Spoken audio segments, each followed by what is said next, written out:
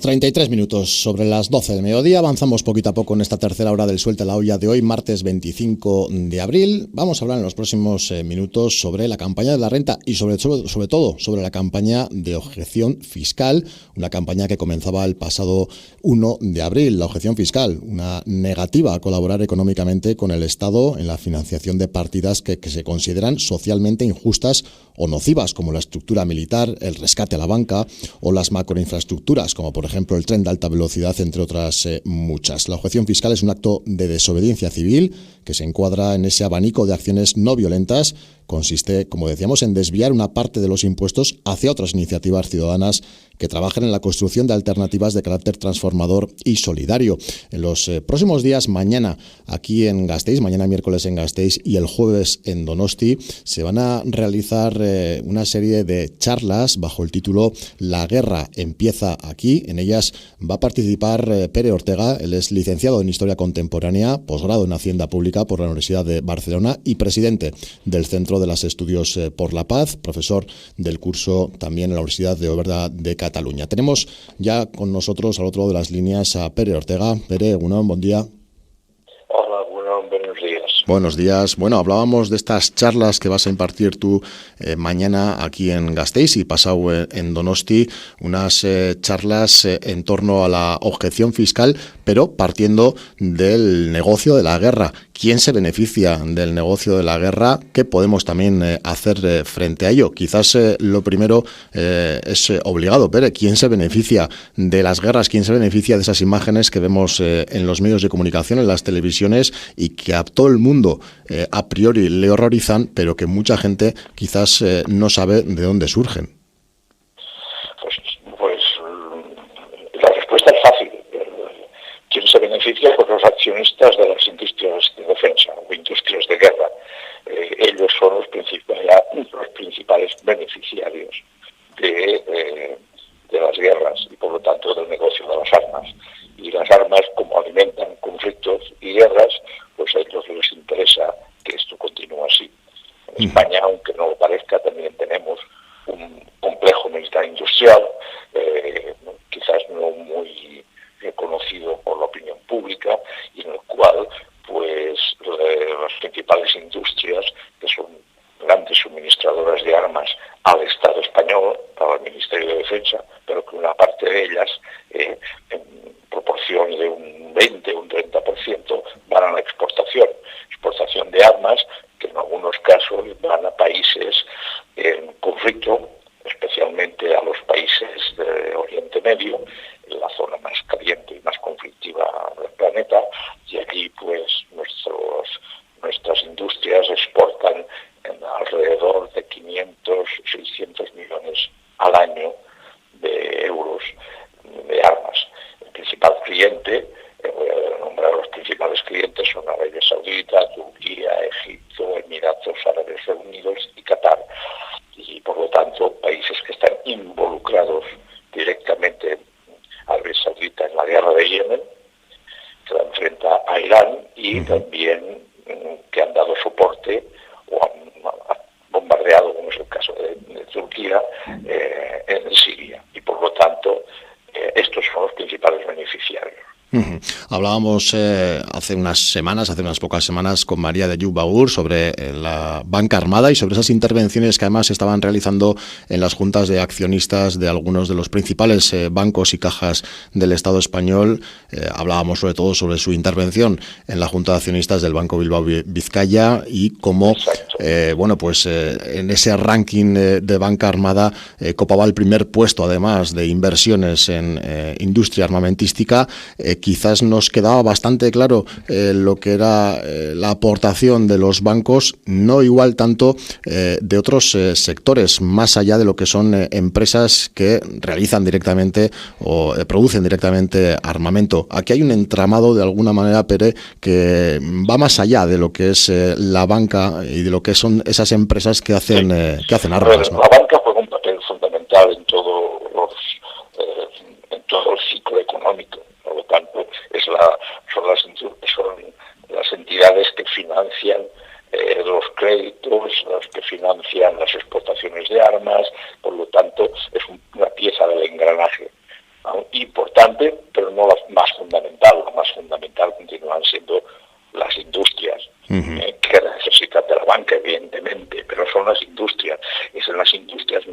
donde se produce es lo que llamamos puertas giratorias, donde vemos cómo altos mandos de las Fuerzas Armadas españolas también van a ocupar como ejecutivos en las industrias militares, y los vemos en Navantia, los vemos en Expal, los vemos en Santa Bárbara, los vemos en Indra, los vemos en Boeing. Bueno, Boeing no está en España, en EATS Casa, en EATS, sí, que hoy se llama Airbus Military, y esto es lo más denunciable, ver cómo o políticos que dejan la política ligados al Ministerio de Defensa, como era el caso del ministro de Defensa anterior, Pedro Morenés, bien conocido por sus vínculos con la industria militar, o su secretario de Estado, Pedro Argüelles, que también estaba fuertemente ligado a las industrias militares. Esto es lo más denunciable éticamente. Esto no es un abuso que no se debería permitir. Debería haber una ley que impidiera que hasta pasados un buen número de años los altos cargos del Estado no pasen a la industria privada, y menos aún a la industria de defensa. Lo mismo debería ocurrir con los propios militares.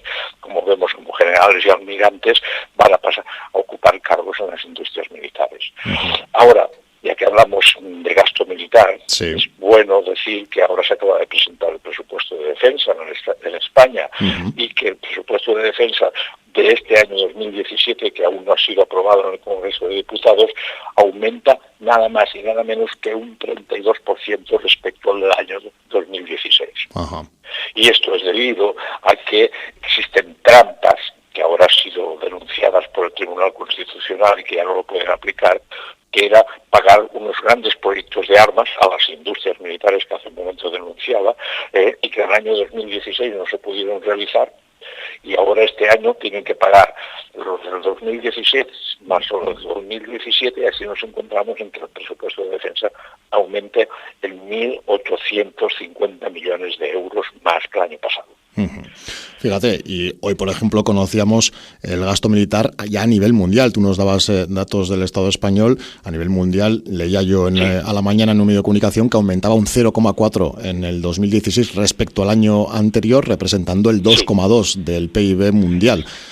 Y Estados Unidos, como siempre, se mantiene como el país con mayor gasto militar anual, pero, por ejemplo, Rusia le arrebataba a Arabia Saudí el tercer puesto, y si fuéramos viendo países por países o regiones, prácticamente en todos los lugares del planeta, en Asia, en África, en Sudamérica, se aumenta el gasto militar. Sí, bueno, esto lo voy a relativizar. Ciertamente ha aumentado un 0,4, pero si tú calculas un 0,4 con el crecimiento del PIB mundial, uh-huh, en realidad, en términos reales, el gasto militar, como ya venía ocurriendo desde hace 5 años, estaba disminuyendo a nivel mundial. Uh-huh. Y esto es así porque fíjate que un aumento de un 0,4% es inferior al crecimiento del PIB mundial. Sí. Pero esto es relativo, también te lo quiero decir, es relativo, y es importante que lo diga, porque aquí, a partir de ahora, estamos en un momento de incertidumbre, en el sentido de que si pensábamos que,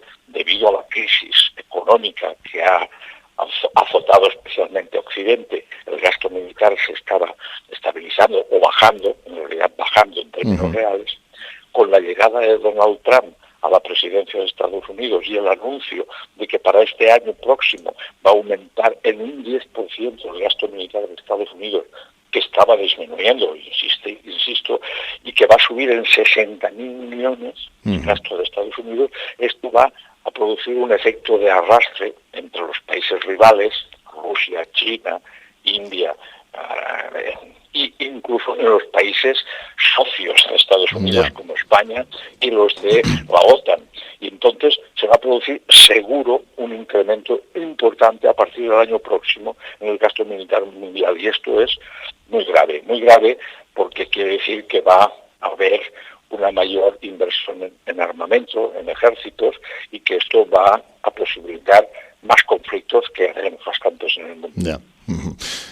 Quizás la mejor, no sé si estarás de acuerdo, pero la mejor manera de explicarle esto a la sociedad, que muchas veces la gente se pierde quizás con cifras y con tantos por ciento y tal, fuera hacer esa comparativa que además vosotros y vosotras desde vuestro colectivo realizáis con lo que pudiera ser las inversiones en gastos militares para gastos sociales, desde becas Erasmus, becas generales educativas, también subsidios, gastos en justicia o sanidad, etcétera, etcétera. Quizás haciendo esas comparativas muchas veces, pues se tiene una dimensión global, ¿no? Y mayor de lo que es el gasto militar que cada uno además en su territorio está aportando, más allá de cifras grandes a nivel mundial, ¿no? Sí, tienes toda la razón. En realidad, la campaña mundial, que hay una campaña mundial que lleva a cabo el organismo de paz más importante del mundo, que es el International Peace Bureau, pretende bajar el gasto militar para dedicarlo a gasto social. Y que nosotros estamos inmersos cuando somos copartícipes en esta campaña mundial, y por lo tanto esa es la misión, y esa es la misión de lo que tú anunciabas al principio, de la objeción fiscal, digamos, de alguna manera presionar a nuestro gobierno para que reduzca el gasto militar y lo destine a lo que es igual a bienes productivos, vamos a decir, también a gasto social, evidentemente para gasto social, que es el destino mejor que se le puede dedicar, pero también para bienes productivos, en el sentido de que incentive la economía productiva, de que se creen puestos de trabajo en un país con un alto índice de paro, y esa es la campaña mundial en la que nosotros estamos inmersos y que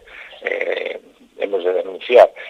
Evidentemente, de lo que estoy diciendo, lo más necesitado es el gasto social, que como tú sabes bien, desde que se inició la crisis del Estado español, un fuerte recorte en sanidad, en educación y en servicios sociales. Por tanto, antes decía un aumento del 22% del ámbito militar del Estado español, cuando en los otros ministerios hay una congelación, porque los presupuestos que se presentan para el 2017 es prácticamente muy regresivos en el ámbito social, pues es un abuso y por lo tanto lo hemos de denunciar. Se va a tratar estas cuestiones en estas charlas a las que antes me refería, y también hablábamos de lo que puede hacer cada una de nosotras respecto a esta cuestión, y la objeción fiscal está encima de la mesa. Más allá, como comentabas ahora, de lo que se puede realizar o de dónde se puede destinar, mejor dicho, ese dinero que hoy en día se está destinando a gasto militar, también la objeción fiscal tiene una base ideológica importante respecto a la negación de aceptar que los conflictos se vayan a resolver siempre de forma violenta, ¿no? Es un planteamiento quizás que parte de la base de una ideología de no violencia, que luego vaya de alguna manera también encaminada a que ese dinero que hoy en día se destina a gasto militar se destine a otras cuestiones, pero sobre todo negando que a priori todos los gobiernos intenten solucionar cualquier conflicto siempre con las armas, ¿no? Sí, esto es así. Es evidente, ya que hablas de la objeción fiscal, yo voy hablando del gasto militar en España. Es bueno que los oyentes sepan que cada español contribuimos con 400 euros al año de nuestra renta a sufragar el gasto militar en España. Por lo tanto, si una parte de esos 400 euros la dedicamos a la objeción fiscal, estamos ayudando de alguna manera a paliar este enorme gasto que hay en España. ¿Qué consiste la objeción fiscal? Pues todo el mundo debería saber. A la hora de declarar Hacienda tu renta para pagar el IRPF, puedes destinar una parte que es la parte proporcional del gasto militar, pues a programas sociales. ¿Esto lo permite la ley? No, pero la ley es permisiva. Yo no conozco a nadie que lo hayan perseguido por fiscal. Yo, por ejemplo, lo haciendo hace muchos años y nunca me han hecho es pedirme, hacerme una declaración paralela diciendo, oiga usted, le faltan 100 euros por pagar y aquí pues, un concepto que no es correcto, te lo reclaman, los pagas, lo pasas. Por lo tanto, aunque con muy poco esfuerzo podemos ir introduciendo esa ética en el gasto de la renta en España, que permitiría precisamente que seguramente se incorporara esta objeción, como fue en su día la objeción de conciencia al servicio militar obligatorio. Por lo tanto, animo a los oyentes a que se sumen a la objeción fiscal militar. De hecho, además, aquí en Euskal Herria, las organizaciones de la campaña de objeción fiscal han abierto oficinas en Bilbao, en Gasteiz y en Donosti, en las que con cita previa y de forma gratuita pues te hacen la declaración de la renta aplicando esa objeción fiscal. Hablamos también, y lo comentabas tú ahora, Pere, de que es un acto de desobediencia civil, algo que también es un concepto quizás muy manido, muy alargado, pero que bueno, pues que está más cerca de lo que cada uno y cada una igual piensa, ¿no? Sí, es evidente que es un acto de desobediencia. Es un acto de desobediencia, es un acto no violento, además, también se va a añadirlo, porque fíjate que la acción directa no violenta se fundamenta en la desobediencia. Sí. Que nos inspiró Gandhi, después Luther King y tantos otros. Y por lo tanto es una herramienta que tenemos todos los ciudadanos ante las arbitrariedades que lleva a cabo el Estado contra los ciudadanos en muchos ámbitos, en esos espacios en los cuales aún no ha entrado la democracia, como es el caso del ámbito militar, no ha entrado porque no nos permiten objetar a unas fuerzas armadas que tienen como destino el hacer la guerra, porque dicen que nos defienden, pero no sabemos de qué. Y como no lo sabemos, por lo tanto, podemos objetar que se destine una cuantía de dinero público a mantener un ejército sobredimensionado, para mantener un ejército que solo mantiene los privilegios de un grupo.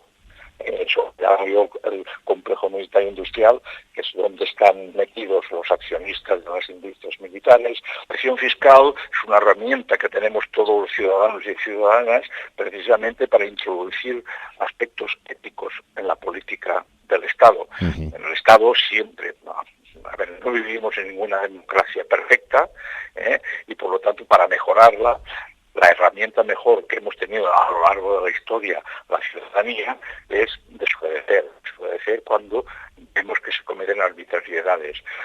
En el Estado español tenemos unas fuerzas armadas sobredimensionadas, con un gasto en militar, que he explicado antes, enorme, y cuando hay tantas necesidades sociales aún que resolver, tanto en el Estado español como en el mundo. Y por lo tanto hemos de trabajar en el sentido de rebajar los conflictos, las tensiones, y el mejor camino para conseguirlo es a través del diálogo y la diplomacia preventiva, y por lo tanto no a través de las Fuerzas Armadas. Y en ese sentido es bueno que objetemos fiscalmente al Estado un gasto que nos parece excesivo y que lo único que hace es contribuir a mayores conflictos y guerras en el mundo. Y en ese sentido, porque los ejércitos, no nos engañemos, les enseñan a matar. Y si enseñar a matar nos parece que moralmente, éticamente y moralmente es criticable y denunciable, podemos objetar al gasto militar. Y la mejor manera pues es eso. Entonces, desviar una parte de nuestros impuestos al Estado hacia entidades sociales que hacen trabajos sociales que nos parecen más dignos que no el gasto militar, que el Ministerio de Defensa, vaya. Cada uno y cada una de nosotras podemos hacer algo frente a todo ello. Como nos comentaba la Pérez, se puede realizar esa objeción fiscal. Comentaba yo antes que aquí en Euskal Herria las organizaciones de esa campaña de objeción fiscal van a abrir oficinas en Bilbo, en Gasteiz y en Donosti, en las que con cita previa y de forma gratuita te hacen la declaración de la renta aplicando esa objeción fiscal. De todo ello se hablará en las charlas que mañana tendrán lugar aquí en Gasteiz, en la sede de SETEM, Guaisea, en la calle San Vicente Paúl, a las 7 de la tarde, y pasado el jueves a la misma hora, a las 7 de la tarde, en Donosti, en la Kulturetxe de Egia. En ellas, en esas dos charlas, estará nuestro invitado, Pere Ortega, el presidente del Centro de Estudios de la Paz, al que agradecemos que nos haya dado estos minutos, y bueno, pues le despedimos ya deseándole todo lo mejor, y bueno, pues que nos vemos aquí en esas charlas. Un abrazo, Pere, eskerrik asko. Igualmente a vosotros por darme voz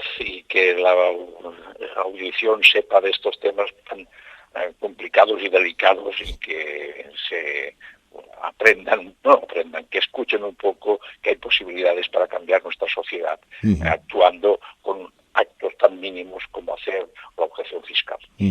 Muy bien, Pere, pues eskerrik asko, muchas gracias, como decíamos. Un abrazo y que vaya todo bien. Gracias, buenos días. Buenos días, gracias.